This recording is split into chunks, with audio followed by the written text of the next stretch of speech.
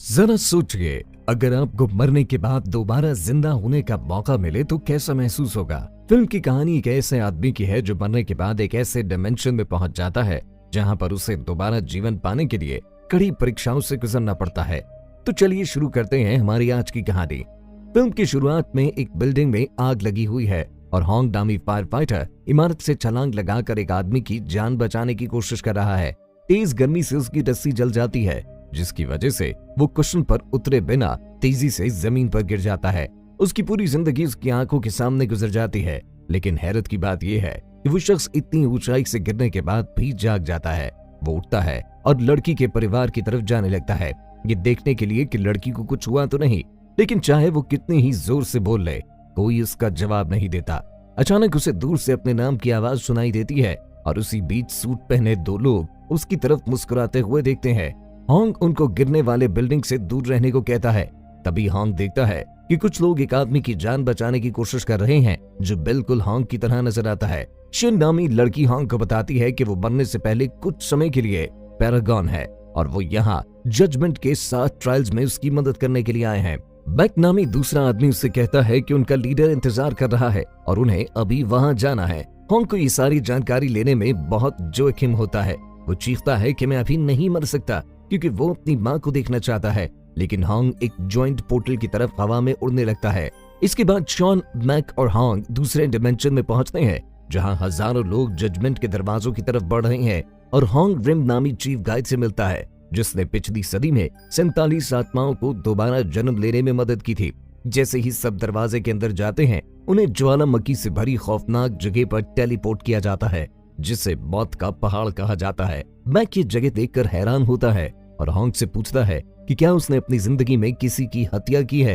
Hong बताता है कि नहीं, ऐसा कुछ नहीं किया। रिम बताता है कि गलती से किसी की मौत की वजह बनना भी उस ट्रायल का कारण हो सकता है। होंग एक स्टेडियम पर पहुंचता है जहां जमीन पर बड़े दरवाजे खुलते हैं और ज्वालामुखी से भरा हुआ एक बड़ा घड़ा दिखाई देता है जहां लोगों को सजा मिल रही होती है। वो लोग बाहर निकलने की कोशिश करते हैं, लेकिन वो आग के समंदर में बार बार जलते रहते हैं। ट्रायल की शुरुआत होती है। होंग पर इल्जाम लगता है कि उसने अपने एक फायर फाइटर साथी को मौका मिलने पर भी नहीं बचाया था और उस आदमी की मौत की वजह बना। देवताओं की डिमांड होती है कि होंग अपने दोस्त को न बचाने पर अपने पाप का प्रायश्चित करने के लिए 5 साल तक ज्वालामुखी के घड़े के अंदर रहेगा। रिम होंग को डिफेंड करते हुए कहता है कि वो इस घटना को करीब से देखे। होंग ने अपने दोस्त को बचाने की बहुत कोशिश की, लेकिन वो उस पत्थर को नहीं हटा पाया जिसके नीचे वो फंसा हुआ था, जिस पर उसके साथी ने कहा कि वो वहां से चला जाए और दूसरों को बचाए। इस तरह होंग उस रात 8 लोगों को बचाने में कामयाब रहा। होंग की बहादुरी को देखकर जज उसे इन आरोपों से फ्री कर देता है और उसे अगले ट्रायल्स में जाने की इजाजत दे देता है। होंग ये जानने की कोशिश करता है कि ये लोग उसकी मदद क्यों कर रहे हैं, जहां उसे पता चलता है कि इन गार्डियंस ने जहन्नम के बादशाह के साथ एग्रीमेंट किया था, जिसे युमरा कहा जाता है। अगर इन तीनों ने 39 आत्माओं को परीक्षाओं से गुजरने और सदी के अंदर दोबारा जन्म लेने में मदद की, तो वो खुद भी इंसान बन सकते हैं।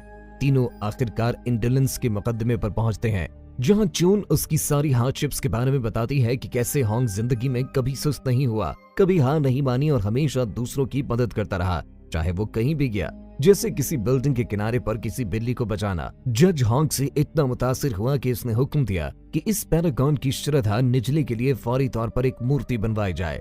लेकिन जब उसने पूछा कि होंग अपनी जिंदगी क्यों वापस पाना चाहता है, तो होंग ने जवाब दिया कि इसकी वजह सिर्फ पैसा थी। ये जवाब सुनकर जज जल्दी से अपना फैसला बदलता है और यमराज से कहता है कि होंग को सजा के लिए भेज दिया जाए, जहां एक जॉइंट रोलिंग मशीन लोगों का पीछा करती है और उनकी हड्डियां कुचलकर मछलियों को खिला दी जाती है। दोस्तों, हमारे चैनल को सब्सक्राइब करने के लिए आप लोगों का दिल से शुक्रिया। चीफ पूरी कोशिश करता है कि देवी उसकी जिंदगी को दोबारा देखे, क्योंकि होंग के पैसा कमाने की वजह ये थी कि वो अपनी माँ की मदद करना चाहता था, जो बीमार थी, और उसका भाई जो लॉ स्कूल जाना चाहता था। होंग ने इतना काम किया कि वो अक्सर अपनी सेहत को भूल जाया करता था। सच जानने के बाद देवी ने यह पाया कि होंग कसूरवार नहीं है, क्योंकि वो सिर्फ अपने परिवार की मदद करना चाहता था। इसके बाद ये तीनों एक किश्ती पर बैठ जाते हैं जो उन्हें अगली जगह पर ले जाती है, लेकिन वहां तक पहुंचने से पहले वो देखते हैं कि बहुत से राक्षस उनका पीछा कर रहे हैं। ये लोग अपने हथियार निकालते हैं और उन क्रेचर्स को मार गिराने की पूरी कोशिश करते हैं। यहाँ वो क्रेचर्स होंग को मारने की पूरी कोशिश करते हैं, मगर तभी मैक पत्थर के एक बड़े पिलर पर वार करता है, जिसकी वजह से चट्टानें गिरती हैं और सब वहां से बच निकलने में कामयाब हो जाते हैं। वहां से बच निकलने के बाद चीफ बताता है कि इन क्रिएचर्स का हमला करना इस बात को साबित करता है कि हॉन्ग के परिवार में कोई मर गया है। खतरा रोकने के लिए रिम हॉन्ग के परिवार से मिलने का फैसला करता है। वो हॉन्ग के घर जाता है और देखता है कि हॉन्ग की माँ जिंदा है। इसका मतलब सिर्फ ये हो सकता है कि हॉन्ग का भाई स्यू मर चुका है और मरने के बाद एक दुष्ट आत्मा बन गया है। जिम अपने हथियार की मदद से आत्मा को पकड़कर रोकने की कोशिश करता है, जिससे दोनों आपस में टकरा जाते हैं और आत्मा गायब हो जाती है।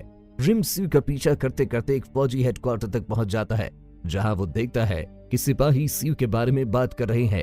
इससे भी ज्यादा हैरान करने वाली बात ये होती है कि उनका कैप्टन और उसका एक साथी सोल्जर स्यू के बारे में कुछ राज जानते हैं। रिम कर्नल का भेष बदलकर कैप्टन से स्यू के बारे में सवाल करता है और उस पर कत्ल करने का इल्जाम लगाता है।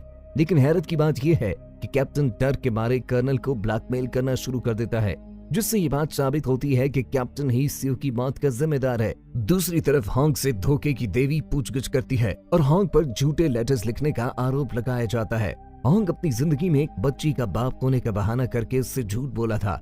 देवी फौरन हॉन्ग को बांधने का हुक्म देती है और उसकी जुबान काट कर उसे सजा देने का कहती है। खुशकिस्मती से रिम टेलीपैथी के जरिए अपनी टीम से कांटेक्ट करता है और हॉन्ग की सफाई देता है। मालूम हुआ कि उसने अपनी मां को भी झूठे खत लिखे, जिनमें झूठ बोला कि वो कितना अमीर है।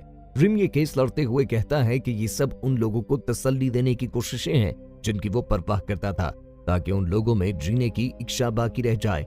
देवता हॉन्ग के पाप को माफ कर देता है, क्योंकि उसका इरादा कभी भी किसी को नुकसान पहुंचाना नहीं था। जजमेंट की सुनवाई के बाद रिम हॉन्ग से झूठ बोलता है और उससे बताता है कि उसकी फैमिली ठीक है, और दूसरी तरफ टीम को हॉन्ग के भाई की सच्चाई बता देता है। साथ ही रिम ये देखने के लिए पास्ट में चला जाता है कि स्यू की मौत कैसे हुई। स्यू के साथी डोंग ने उसकी गन की सेफ्टी को बंद करने के बाद गलती से उसे गोली मार दी।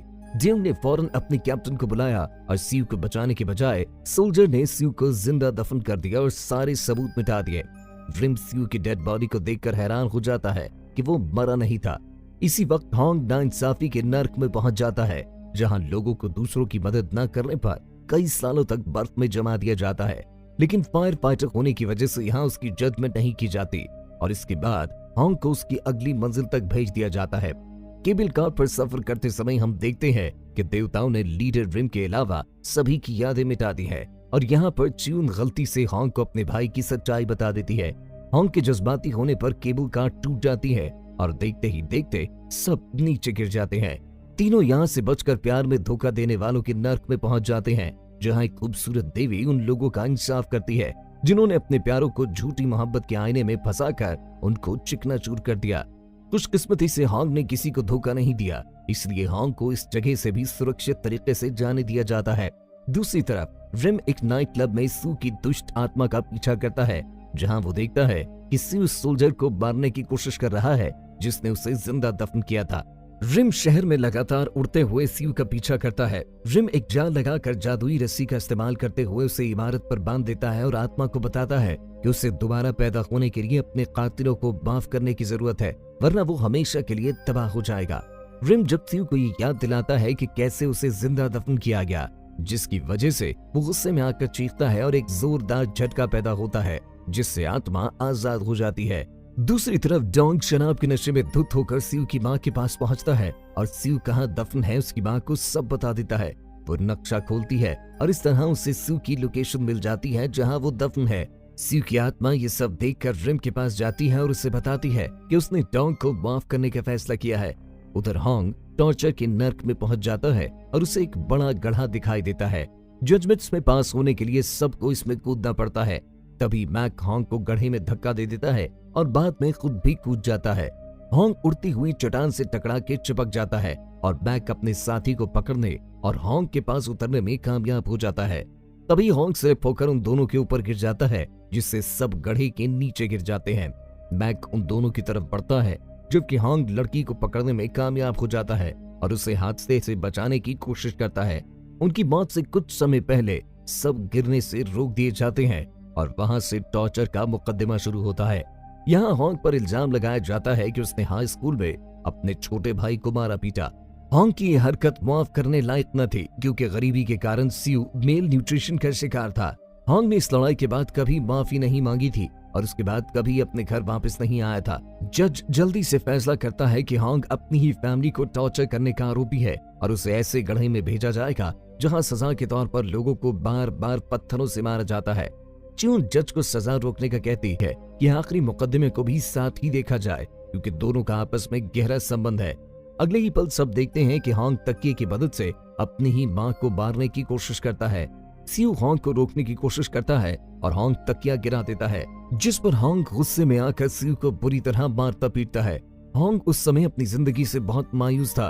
वो बहुत गरीब था और उसकी मां बहुत ज्यादा बीमार थी। उसका यकीन था कि अपनी मां का दर्द मिटाने का और कोई रास्ता नहीं सिवाय उसकी मौत के। अपनी इस हरकत पर हॉन्ग ने खुद को मुजरिम महसूस किया और घर से भागकर दोबारा कभी लौट कर नहीं आया। ये देखने के बाद गार्डियंस नाउम्मीद हो जाते हैं। वो जान जाते हैं कि जीतने का कोई रास्ता नहीं बचा। खासकर इसी समय रिम सियू को अपनी तरफ लाने की कोशिश करता है। जब वो सोल्जर कैंप पहुंचते हैं तो सियू ये देखकर हैरान रह जाता है कि उसकी मां यहाँ मौजूद है और सोल्जर से अपने बेटे की लाश मांग रही है। फौज का कैप्टन ये देखता है और उसकी मां की तरफ आकर उसे जमीन पर धकेल देता है, जिससे सियू की मां बेहोश हो जाती है। सियू जब ये देखता है कि उसकी मां पर उसी के हत्यारे ने हमला किया है तो वो गुस्से में आकर पहले की तरह खतरनाक आत्मा बन जाता है। रिम के लगाई हुई रस्सी से आजाद होकर सियू रिम को दूर फेंक देता है। सियू का गुस्सा इतना घातक हो जाता है कि वो खुद को एक बड़े तूफान में बदलकर सारे सोल्जर्स को अपनी लपेट में ले लेता है और हेल्थ की तरफ एक गेटवे खोल देता है, जबकि रिम सब लोगों को बचाने की कोशिश करता है। साथ ही रिम अपनी जादुई रस्सी का इस्तेमाल करते हुए सियू को पकड़ लेता है। उधर हॉन्ग की जजमेंट दूसरे सिरे पर शुरू होती है क्योंकि बादशाह युमरा खुद इस मुकदमे का जज बनने का फैसला करता है। देवता उस शख्स पर इल्जाम लगाता है कि उसने अपनी मां को कत्ल करने की कोशिश की और बुरे वक्त में अपने भाई को मारा पीटा। बादशाह ने यह भी बताया कि हॉन्ग की मां को अपने बेटे की हरकत मालूम थी कि वो मेरी हत्या करना चाहता है, लेकिन वो खामोश रही और चुपचाप बर्दाश्त करती रही। इस तरह हॉन्ग का जुर्म और भी बढ़ जाता है। देवता ये घोषणा करते हैं कि हॉन्ग को हमेशा के लिए नर्क में सजा दी जाएगी क्योंकि उसने उसे जिंदगी देने वाली को कत्ल करने की कोशिश की थी। अचानक हॉन्ग की मां की आवाज से पूरा इलाका कांपने लगता है। हम देखते हैं कि रिम ने अपनी ताकत से सियू को ख्वाब में अपनी मां से मिला दिया है, जहां सियू अपने भाई की तरफ से मुआफी मांगता है। वो अपनी मां को बताता है कि उस रात हॉन्ग को अपने किए पर बहुत पछतावा था और वो उनकी मदद के लिए 15 साल नॉन स्टॉप काम करता रहा। हॉन्ग की मां ये बात बताती है कि मैंने अपने बेटे को काफी अर्सा पहले मुआफ कर दिया था। हॉन्ग ये सुनकर आंसू में भीग जाता है और बादशाह भी उनकी फैमिली की इस परीक्षा को देखकर मुतासिर होता है। अब देवता फैसला करता है कि वो अब हॉन्ग को सजा नहीं दे सकता क्योंकि विक्टिम ने उसे काफी अर्सा पहले मुआफ कर दिया था। इस तरह हॉन्ग को दोबारा जन्म लेने की इजाजत दे दी जाती है। हॉन्ग ये सुनते ही च्यून को बाव करता है और गायब होने से पहले उसकी मदद करने पर गार्डियंस का शुक्रिया अदा करता है। दूसरी तरफ रिम सियू को अपने 39वें जजमेंट के तौर पर लाने का फैसला करता है ताकि वो सब भी दोबारा जन्म ले पाए। अंत में दोनों को अनगिनत बुरी आत्माओं का सामना करते हुए दिखाया जाता है। आपको वीडियो कैसी लगी कमेंट बॉक्स में बताना मत भूलिएगा। मिलते हैं नई वीडियो के साथ।